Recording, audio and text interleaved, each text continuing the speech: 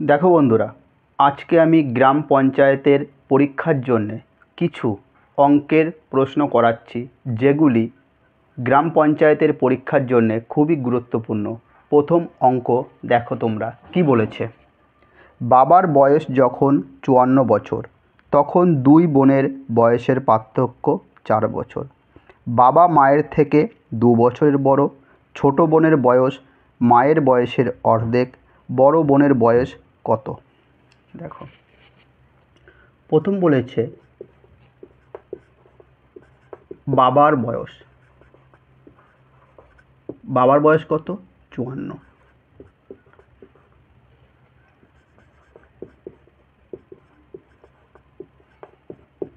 মায়ের বয়স বলেছে মায়ের থেকে বাবা ২ বছরের বড়।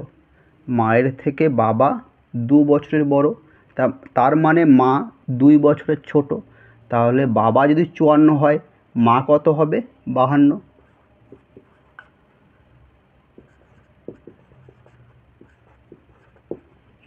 ছোট বোন, এরপর বলেছে ছোট বোন মায়ের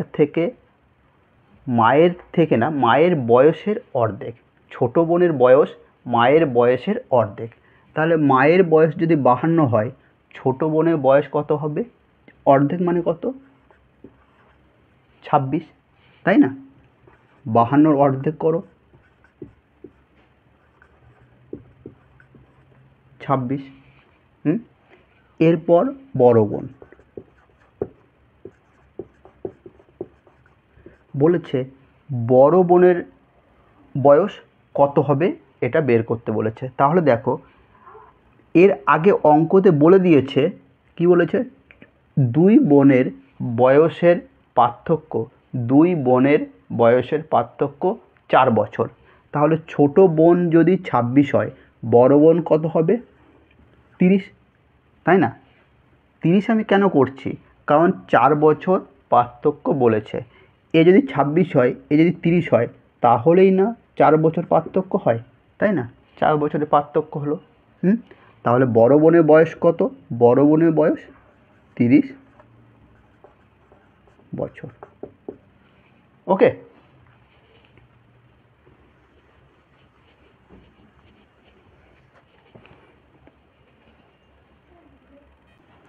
তার পরের প্রশ্ন, এস এবং এ বর্তমান বয়স যথাক্রমে ৫:৪। এস আর এ, এদের অনুপাত ৫:৪ হয়েছে।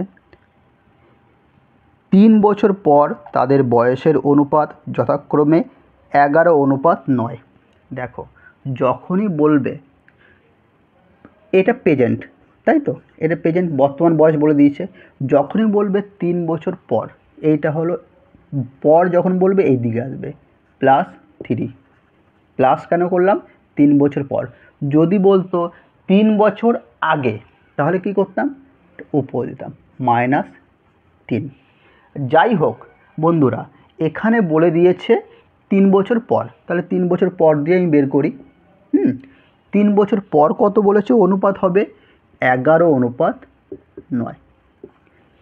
এই টাইপের অঙ্ক যখনই করবে, এই ডিফারেন্সগুলো দেখবে। দেখো, এর ডিফারেন্স আছে ১, এর ডিফারেন্স কত আছে? ২। এই ডিফারেন্সগুলোকে সমান করতে হবে। এর যদি ২ থাকে, তাহলে একেও ২ করতে হবে। তাহলে আমি যদি এখানে ২ দিয়ে গুণ করি, এখানেও যদি ২ দিয়ে গুণ করি, কত হচ্ছে দেখো? এখানে হচ্ছে ১০, এখানে হচ্ছে ৮। তাহলে ৮ আর ১০, ১০ আর ৮ পার্থক্য কত হচ্ছে? দেখো ২ হচ্ছে, দেখো ২ হচ্ছে, ২ হচ্ছে। তাহলে এখানেও ২, এখানেও ২, মিলে গেল। এরপর দেখো, তাহলে এখানে ছিল ১০, এখানে ছিল ১১। তাহলে ১০ থেকে ১১ হয়েছে, মানে কত হয়েছে? ১, ১ বেড়েছে। এই ১ সমান, এই ১ সমান এই ৩। তাহলে এই ১ সমান কি? এখানে ১ বেড়েছে, তাই তো? ১০ থেকে ১১ হয়েছে মানে ১। তাহলে ১ সমান ৩, ১ সমান ৩। বলেছে এসের বয়স কত? এস কত? ১০। তাহলে ১০ সমান কত? ৩ গুণিত ১০, ৩০। তাহলে এসের বয়স কত? ৩০ বছর। তাই না?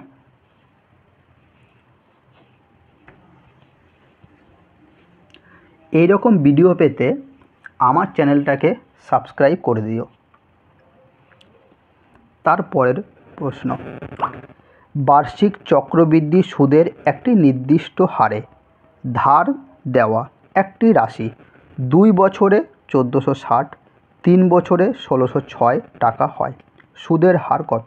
দেখো 2 বছরে বলেছে 1460, 2 বছরে 1460, 3 বছরে বলেছে 1606। তাহলে 2 বছরে যদি এইটা হয় আর 3 বছরে যদি এই টাকাটা হয়, তা 2 বছরে 1460, 2 থেকে এটা 3 বছরে, তাহলে কয় বছর? 1 বছরের গ্যাপ। 2 বছরে এইটা আর 3 বছর, 3 বছরে 1606 টাকা, মানে 1 প্লাস 1, 1 বছরে এই টাকাটা হয়েছে। এরপর বলেছে, তাহলে দেখো 1460 এটা কাটাকাটি করো, 2 7 14, 2 3 6 730, 2 8 16, 0 2 3 6। দেখো আর যাচ্ছে না, তাহলে 730 থেকে কত হয়েছে? 803। 730 থেকে কত হয়েছে? 803। কী বের করতে বলেছে? সুদের হার। সুদের হার। তাহলে 730 ছিল, কত বেড়েছে? দেখো কত বেড়েছে, তাহলে 803 থেকে এই 730 বাদ দাও, কত থাকে? 3 7 7 আর 8, তাহলে 73 বেড়েছে। কত বেড়েছে? 73। তাহলে এই 73 এখানটা লেখো, পার্সেন্ট মানে 100, 73 একে 73, 10%। সুদের হার কত? 10%, তাই না? এই অঙ্কগুলো কিন্তু ডব্লিউবি পঞ্চায়েত পরীক্ষার জন্যে গুরুত্বপূর্ণ, তোমরা একবার দেখে যেও পরীক্ষার আগে। এরপর দেখো, ABC একটি কাজ যথাক্রমে 8, 16, 24 দিনে সম্পূর্ণ করে। ABC কত দিনে করে? 8, 16, 24। আমরা টোটাল ওয়ার্কটাকে কীভাবে বের করি?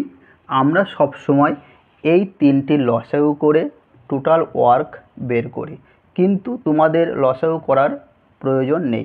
দেখো এই 3টি সংখ্যা, এমন সংখ্যা এখানে বসাও যাতে এই 3টি সংখ্যা দিয়ে কাটাকাটি যায়। আমি যদি এখানে 48 বসাই, দেখো এই 3টি সংখ্যা দিয়েই কাটাকাটি যায়, তাহলে এটাই আমার টোটাল ওয়ার্ক। এরপর 48কে 8 দিয়ে ভাগ করলে 6, 16 দিয়ে 48কে ভাগ করলে 3, 48কে 24 দিয়ে ভাগ করলে 2। তাহলে A একদিনে করে 6, B একদিনে করে 3, C একদিনে করে 2। এরপর কি বলেছে?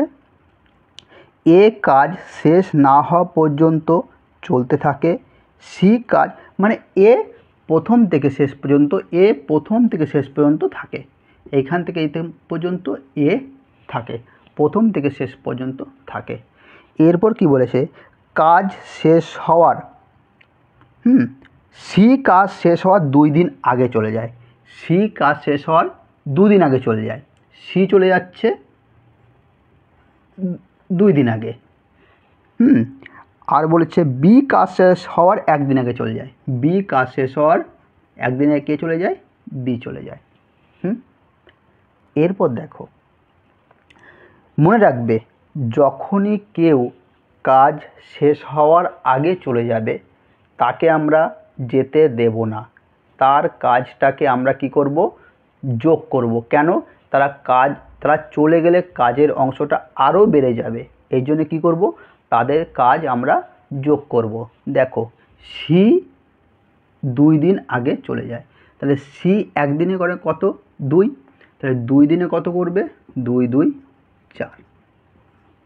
ওকে। আর B 1 দিন আগে চলে যায়, B 1 দিনে কত অংশ করে? 3, 3 1 3 হলো।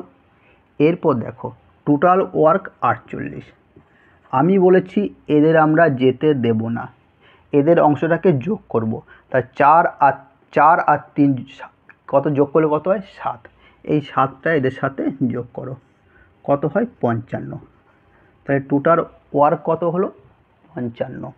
কি বলেছে কত সময়ে কাজ শেষ হবে, তা টোটাল কাজ যদি 55 হয় আর এ একদিনে কত করে 6, এ করে 3, এ করে 2, 6 আর 3 9, 6 আর 3 9, 9 আর 2 11, 6 আর 3 9, 9 আর 2 11, এই 11 দিয়ে এই 55কে ভাগ করো, তাহলে 5 ডে।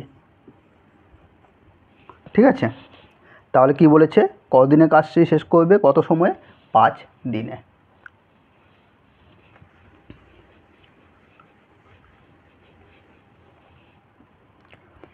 এরপর বলেছে একটি মালগাড়ি 72 কিমি পার ঘন্টা বেগে চলে এবং 26 সেকেন্ডে 250 মিটার দীর্ঘ প্ল্যাটফর্মকে অতিক্রম করে, মালগাড়িটির দৈর্ঘ্য কত? মনে রাখবে, মনে করো এই একটা প্ল্যাটফর্ম, এই প্ল্যাটফর্মকে যখন একটা মালগাড়ি অতিক্রম করবে তখন এই প্ল্যাটফর্মের দৈর্ঘ্য প্লাস এই মালগাড়ির দৈর্ঘ্য অতিক্রম করবে। এই মালগাড়িটা যখন এখানে আসবে তখন কি হবে, এই প্ল্যাটফর্মের দৈর্ঘ্য প্লাস মালগাড়ির দৈর্ঘ্য অতিক্রম করবে, প্ল্যাটফর্ম প্লাস মালগাড়ি এই অংশটা অতিক্রম করবে। ওকে, তাহলে দেখো বলেছে মালগাড়িটির দৈর্ঘ্য কত, ধরি মালগাড়িটির দৈর্ঘ্য এল, ঠিক আছে। এরপর 250 মিটার দীর্ঘ একটা কি করে প্ল্যাটফর্মকে অতিক্রম করে, তাহলে মালগাড়ির দৈর্ঘ্য যদি এল হয় 250 মিটার দৈর্ঘ্য একটা প্ল্যাটফর্মকে অতিক্রম করছে। দেখো নিজের দৈর্ঘ্য প্লাস প্ল্যাটফর্মের দৈর্ঘ্য প্লাস নিজের দৈর্ঘ্য অতিক্রম করছে, কত সেকেন্ডে করছে বলেছে 26 সেকেন্ডে করছে, 26 সেকেন্ডে করছে। আর কি এখানে কত, তার গতিবেগ কত 72 কিমি, ঠিক আছে 72 কিমি। দেখো 72 কিমিকে যখনই মিটার পার সেকেন্ড করবে, 72 কিমিকে যখনই মিটার পার সেকেন্ড করবে তখন কি করবে 5-এর 18 দিয়ে গুণ করবে, কত দিয়ে 5-এর 18 দিয়ে, 5-এর 18 দিয়ে সমান সমান এল প্লাস 250 বাই 26। কাটাকাটি করো, 4 18 72, তাই এখানে হলো 20, এখানে হলো 20 আর এখানে 26, 26 20, 26 20 কত হয় 6 2 12, 2 2 4, 520, তাহলে কত হলো 520। আর এখানে কত আছে এল প্লাস 250, তাহলে এল সমান কত হবে, এলটা এদিকেই লেখো, এল সমান 520 মাইনাস 250, তাহলে এল সমান কত হলো 0 7 2 3 3 2 5 270, তাহলে এল সমান কত হলো 270। তাহলে বলেছে এখানে মালগাড়িটির দৈর্ঘ্য আমি কী ধরে নিয়েছিলাম এল, তাহলে মালগাড়িটির দৈর্ঘ্য কত 270 মিটার। এই রকম ভিডিও পেতে আমার চ্যানেলটাকে তোমরা সাবস্ক্রাইব করে দিও।